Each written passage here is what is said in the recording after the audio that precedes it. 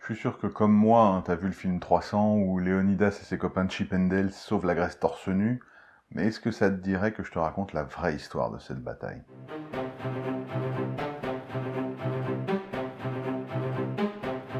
Alors ça se passe en 480 avant Jésus-Christ, on est en Grèce, et alors que Xerxès, le roi des Perses, s'apprête à débarquer l'armée la plus puissante du monde sur les côtes grecques, eh bien 7000 soldats grecs s'apprêtent à défendre un défilé de montagnes qu'on appelle les Thermopyles pour ralentir les Perses le plus possible.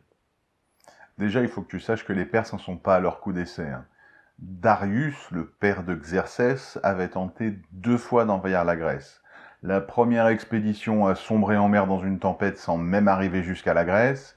La seconde expédition, elle, est arrivée à terme mais s'est pris une raclée à la bataille de Marathon et est repartie aussi vite qu'elle est arrivée. Mais Xerxès lui a été plus malin, il a préparé son expédition pendant 3 ans et a fait venir des troupes de 18 pays différents de son empire. Pour ce qui est du nombre de ces soldats, je peux pas vraiment te dire, parce que selon les sources, ça diverge trop pour qu'on puisse se faire une véritable idée. Disons que c'est 500 000 selon la police et 2,5 millions selon la CGT. Donc je te propose qu'on parte à peu près sur une armée d'1 million d'hommes, ce qui est déjà incroyable à l'époque. Donc les Perses débarquent en Grèce, et voyant 8000 hommes qui les attendent, rigolent un peu, ils se disent que c'est même pas la peine de les combattre, qu'ils vont se sauver en courant dès qu'ils vont voir la taille de leur armée. Donc pendant 3 jours, ils vont prendre leur temps, se mettre en place, débarquer tout ça, et attendre que les Grecs s'en aillent. Sauf qu'au bout de 3 jours, les Grecs sont toujours là à les attendre, donc Xerxès se dit, il va falloir y aller là, donc il envoie ses premières troupes. Xerxès est tellement confiant qu'il demande aux premières troupes qui montent au combat de lui ramener les Grecs vivants, de les faire prisonniers. Sauf que ça va pas se passer comme ça, puisque ces troupes montent au combat, elles se prennent une raclée et elles reviennent comme elles peuvent. Alors ça, t'imagines bien, ça l'agace un peu Xerxès, donc il décide d'envoyer sa garde rapprochée, les 10 000 immortels. Et autant les premiers assaillants perses avaient combattu des Thespiens, qui étaient dans le défilé, autant les 10 000 immortels, eux, vont se retrouver face aux 300 Spartiates qui sont là pour défendre le défilé. Et ça va pas bien se passer pour eux non plus, puisqu'à 10 000 contre 300, ils vont se prendre une raclée totale. Le premier jour finit donc avec des Grecs épuisés mais toujours en place, et des Perses très énervés. Le deuxième jour va se passer comme le premier.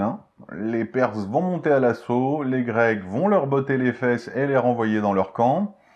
Rien de spécial jusque-là, rien ne change à part le nombre de cadavres. Mais au soir du deuxième jour, Xerxès a l'agréable surprise de rencontrer Éphialtès, qui est un traître spartiate et qui va aller dire à Xerxès qu'il existe un petit chemin dans la montagne qui peut lui permettre de contourner les positions grecques pour pouvoir les encercler. Après ce qu'ils ont subi depuis 2 jours, les Perses sont pressés d'en finir et envoient tout de suite des troupes pour contourner les positions grecques. Mais les éclaireurs grecs les voient faire, et Léonidas est prévenu instantanément que les Perses sont en train de les contourner pour les encercler. C'est là en fait que la troupe qui défend les Thermopyles va se séparer en 2. Il y a à peu près 5000 hommes qui rentrent, qui vont rejoindre les armées de leurs cités respectives, et 1800 hommes qui restent et qui décident de se sacrifier pour retarder le plus longtemps possible les Perses et permettre aux cités de s'organiser. Et là, quand on dit sacrifier, tous les hommes qui restent, les 1800, savent que pas un seul ne va survivre, c'est certain. Le troisième jour commence et comme tu t'en doutes, ça se passe comme les 2 autres. Les Perses attaquent, les Grecs leur mettent des raclées et les renvoient chez eux.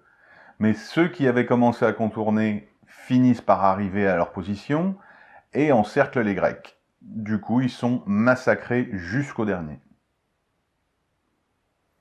Entre les 3 jours qu'ils ont fait attendre Xerxès sur la plage et les 3 jours gagnés en combattant, ils ont fait gagner 6 jours aux cités-États de Grèce. 6 jours qui ont sûrement changé le destin du pays qui est le berceau de la civilisation occidentale. Et tu vois, quand je me dis que le sacrifice volontaire de ces 1800 Grecs a changé le destin de leur pays et sûrement d'une partie de la civilisation occidentale, eh bien je trouve la réalité beaucoup plus héroïque que la fiction. Et si ça te dit, on se revoit très vite parce que j'ai encore plein d'histoires à te raconter.